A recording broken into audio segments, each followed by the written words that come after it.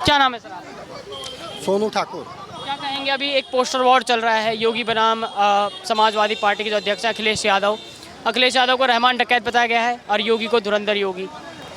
महाराज जी तो धुरंधर है ही है और रहमान डकैत अखिलेश यादव जी है ही है। उन्हीं के सरकार में नौकरी पर डकैती, घर पर डकैती, रास्ते में चलो तो डकैती, ना लड़की सुरक्षित ना लड़का सुरक्षित अखिलेश यादव जी के सरकार में। हमारे यहाँ एक पंडित सिंह मंत्री हुआ करते थे, विनोद कुमार सिंह पंडित सिंह।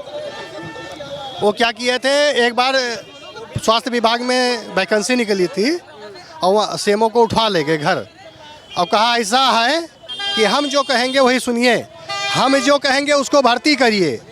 तो फिर जब उठा लगे मारे पीटे, मामला उठा तो पत्रकारों ने पूछा तो कहा खाता न बही, पंडित जो कहे वही सही। 17 में मंत्री थे। तो आप ये कह रहे हैं कि जो पोस्टर लगाए बिल्कुल सही लगाए गए हैं और समाजवादी पार्टी ने वो पोस्टर फाड़ दिया। देखिए, हाँ, आप डकैत कह रहे हैं, मैं डकैत कह रहा हूँ। आतंकवादी के मुकदमा वापस भी करने वाले वो हैं। अयोध्या में आतंकी हमला हुआ था, अयोध्या में आतंकी हमला हुआ था, वहाँ जितने लोग पकड़े गए थे उनके मुकदमा वापस कर रहे थे ये अखिलेश यादव जी। कोर्ट संज्ञान ले लिया और कहा ऐसे कैसे मुकदमा वापस हो सकता है।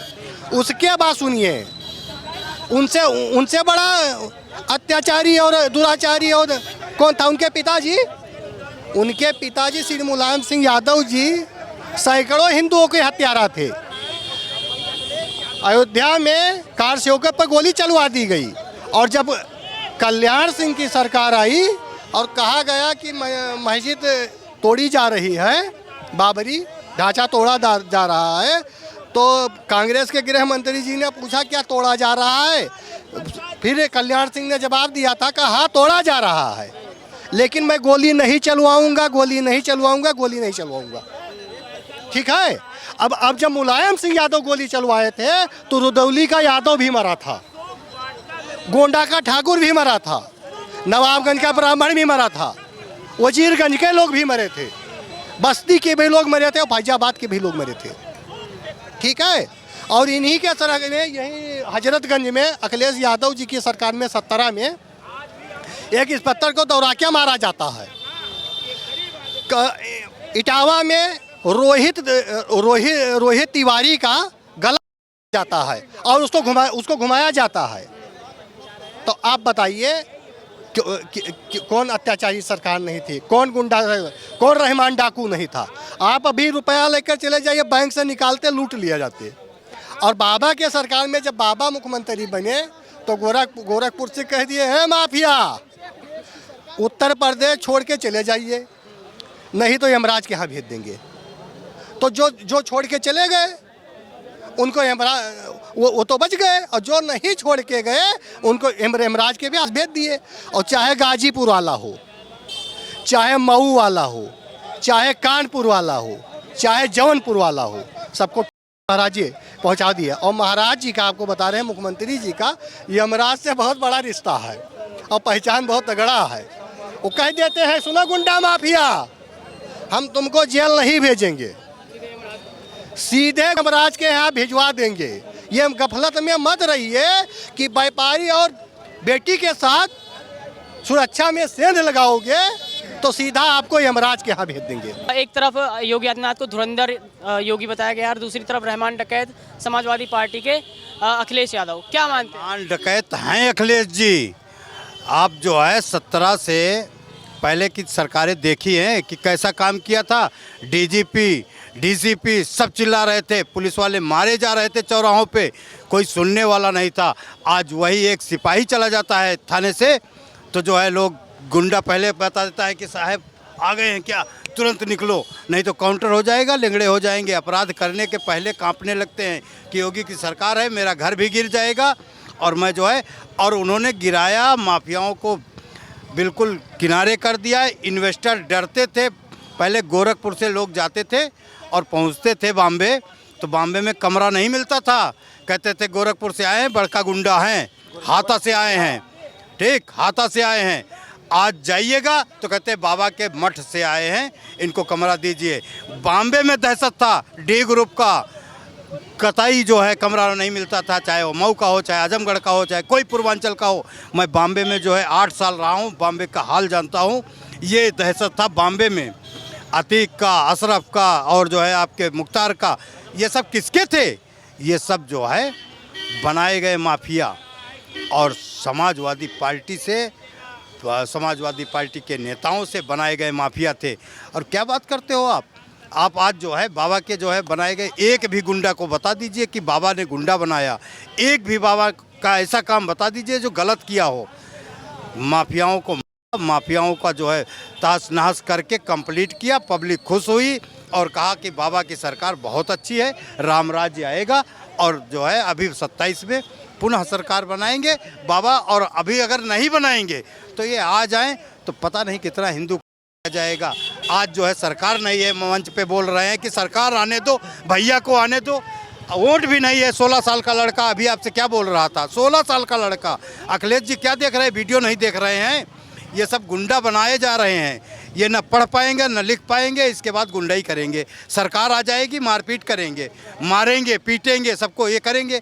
क्या कर रही है सरकार? अखिलेश जी जो है देख नहीं रहे हैं वीडियो। छोटे छोटे लड़कों को बर्बाद करने का काम समाजवादी पार्टी कर रही है और बता रही है नन्हे हीरो हैं, नन्हे समाजवादी। एक भी हमारी भारतीय जनता पार्टी में नन्हा बालक बता दीजिएगा ये जो है भारतीय जनता पार्टी का सिपाही है, एक भी बता दीजिए।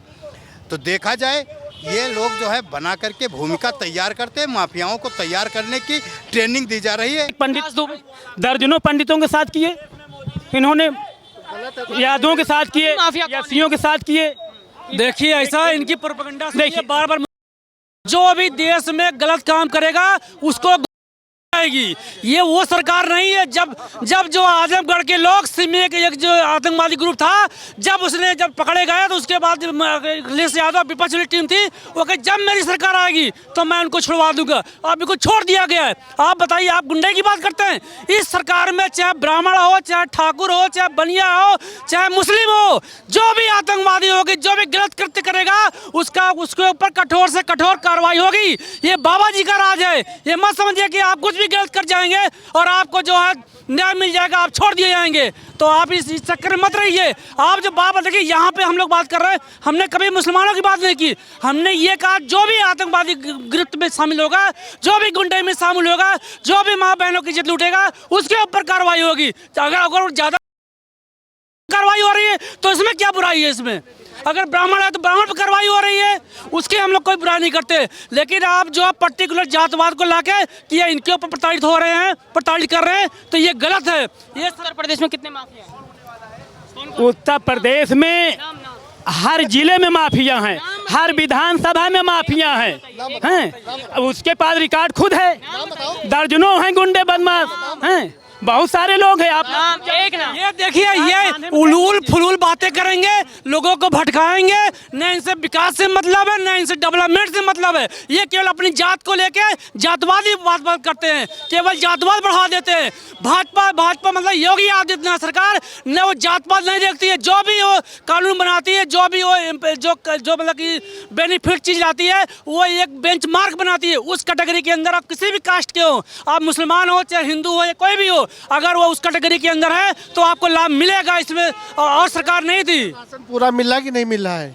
लाइए हाँ, राशन मिल रहा है, शराब खूब मिल रही, शराब खूब मिल रहा है, राशन से कहीं ज्यादा। राशन फ्री मिल रहा है, स्कूल बंद चल रहे हैं, राशन फ्री में मिल रहा है, राशन फ्री में मिल रहा है, और शराब फ्री में मिल रही है। शराब का पैसा लिया जा रहा है, उसका दिया जा रहा है गवर्नमेंट। सुनिए, टैक्स उसका आप मतलब पैसे खरीद के शराब, मतलब पैसे देकर शराब खरीद रहे राशन हैं, में- तो उसमें आदमी की अपनी गलती है या फिर सरकार की? मुझे बोलने दीजिए। राशन मिल रहा है, राशन ले लो, सब्जी का पैसा कहाँ से आएगा, तेल का पैसा कहाँ के आएगा? 30 रुपए में रिक्शा चलाएंगे, 300 रुपए में रिक्शा में क्या होने वाला? धीरे धीरे जल्दी खत्म करेंगे। दारू का पैसा आ जाएगा, सब्जी का पैसा नहीं है, दारू का पैसा है। राशन सबसे ज्यादा वो ताजमहल में रहने वाली रानियां ले जा रही हैं। ठीक है, अब अखिलेश सरकार में यही होता था कि अखिलेश सरकार में ये होता था कि ठकुरिया की बिटिया की 1000, बभिने की बिटिया की 1000, बनिया की बिटिया की 1000, अहिरे की बिटिया की 1000, एसटी की बिटिया की 1000 और नूर बानो का 1500। ठीक, ये दिया जाता था सपा के सरकार में स्कॉलरशिप।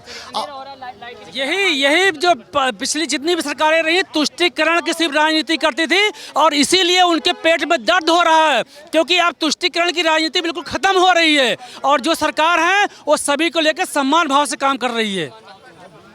मैं लास्ट में ही कहना चाहता हूँ, योगी सरकार आएगी, फिर आएगी, उसके लिए हम अपने जी तोड़ से मेहनत करेंगे। आप भी कुछ कहना चाहेंगे? बिल्कुल बिल्कुल, हम मंत्री भी बनना देखना 2027 में मुख्यमंत्री योगी आदित्यनाथ जी को देखना चाहते हैं, क्योंकि पोस्टर वॉर चल रहा है अभी। योगी आदित्यनाथ को बताया गया है धुरंधर योगी और अखिलेश यादव को बताया गया है रहमान डकैत। धुरंधर तो देखी होगी आपने, रहमान डकैत किस तरह का कार्य थे, तो क्या लगता है सही है या नहीं? बिल्कुल सही है, एकदम परफेक्ट है। कोई निकाला होगा तो बहुत अच्छा निकाला होगा, कुछ सोच समझ के निकाला होगा, क्योंकि माफिया को पालने का काम अखिलेश यादव सरकार की है। माफिया को जितना रहने खाने की व्यवस्था सब अखिलेश यादव सरकार दी है। योगी बाबा जब बोले माफिया को मिट्टी मिला देंगे तो अखिलेश यादव को चुनना काटने लगा। वो तुरंत विधानसभा भवन में उठ के अपने आप को कि हम माफिया सबसे बड़े हितैषी हैं ये बोलने लगे। उसके बाद धुरंधर 2 आया, उस पर क्यों विरोध किए? आपको उससे नहीं मतलब तो क्यों विरोध किए? तो जो उसने कहा वो बहुत सही कहा, हम बहुत खुश हैं। धन्यवाद। जो युवा काम करना चाह रहा है वो काम कर रहा है, जो नहीं करना चाह रहा वो अपना झंडा लिए नहीं हो रहे। ईवा रिक्शा चला रहा है, ईवा रिक्शा चला रहा है, ये स्थिति आ गई है, पूरे देश की स्थिति आ गई कि रिक्शा चला रही है। काशी भी सजाएंगे, मथुरा भी सजाएंगे, लेकिन शमशान नहीं सजाएंगे। ये राम की सरकार है। सुनिए बाबा, सुनो रुकिए, सुनिए पहले जाके रोजगार मिलेगा, नौकरी ढूंढोगे नौकरी मिलेगी, अब यहाँ बैठ के नौकरी नहीं मिलेगी। बड़े भैया ने ये पटका बांधे, इनसे पूछो एजुकेशन क्या है। अभी इनसे ये ऑरेंज की स्पेलिंग पूछ लो तो नहीं बता पाएंगे। अभी इनसे पूछो ये पटका बांध के चले। बात सुनिए, ये भैया जी ने राम जी की बात करी है तो अयोध्या की जनता ने जवाब दे दिया है और मर्यादा पुरुषोत्तम राम ने जवाब दे दिया है कि भारतीय जनता पार्टी के वो साथ नहीं, अयोध्या की जनता ने जवाब दे दिया। राम मंदिर बनने के बाद अयोध्या में जो टूरिज्म है वो बढ़ा है कि नहीं? राम मंदिर बनने के बाद अयोध्या में टूरिज्म बढ़ा है कि नहीं बढ़ा है? अयोध्या में बढ़ा है, काशी में बढ़ा है, प्रयागराज में बढ़ा है। सुनिए प्रयागराज में बढ़ा है। खेत जो है चला जाए, सड़कें रह जाए, कोई इंसान ना रह जाए भारतवर्ष में, सबकी जमीनें चली जाए। रुक जाओ, एक मिनट रुक जाओ।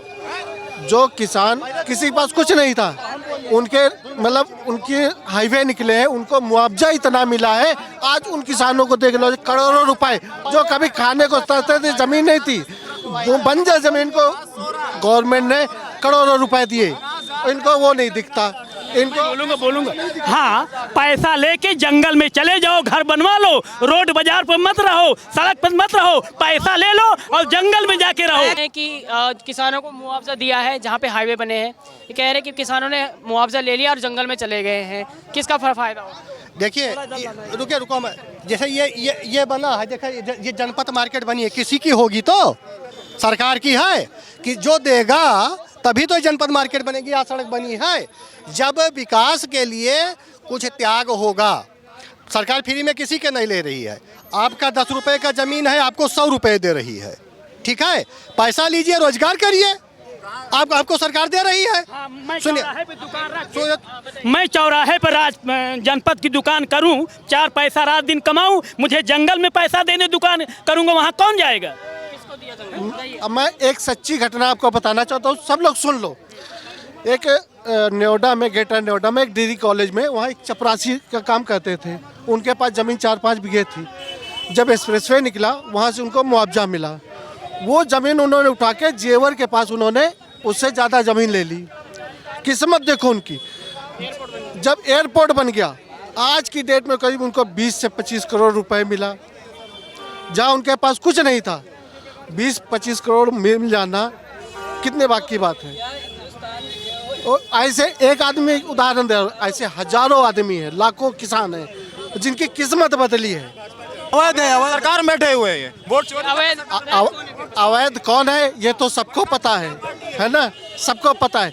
लेकिन बसाने वाला वोट बैंक के लिए बसाया किसने? उसने सपा सरकार ने। सपा सरकार ने उनको बसाया, बसा के आज हमारे पास अभी आपका नंबर आएगा तब बोलो। आज की डेट में हमारे पास करीब 25-30 बीघे ज़मीन है गांव में, ठीक है। वहाँ तो नहीं कोई कब्जा किए ले रहा है। अगर कोई ऐसी सरकार होती कब्जा करवा देते। तो ये सरकार का फ़र्क है। हम निश्चिंत बैठे हैं, नौकरी कर रहे हैं। मैं अपनी खुद बताऊं, जब तक योगी सरकार नहीं थी मैं दिल्ली में नौकरी कर रहा था। जिस दिन योगी सरकार लखनऊ में आ गई, मैं वहाँ छोड़ के लखनऊ आ गया, क्योंकि मुझे इतना सेफ महसूस हो रहा। हमारे बच्चे यहाँ पढ़ रहे, सब रह रहे, मौज से रह रहे, कोई टेंशन नहीं। कमा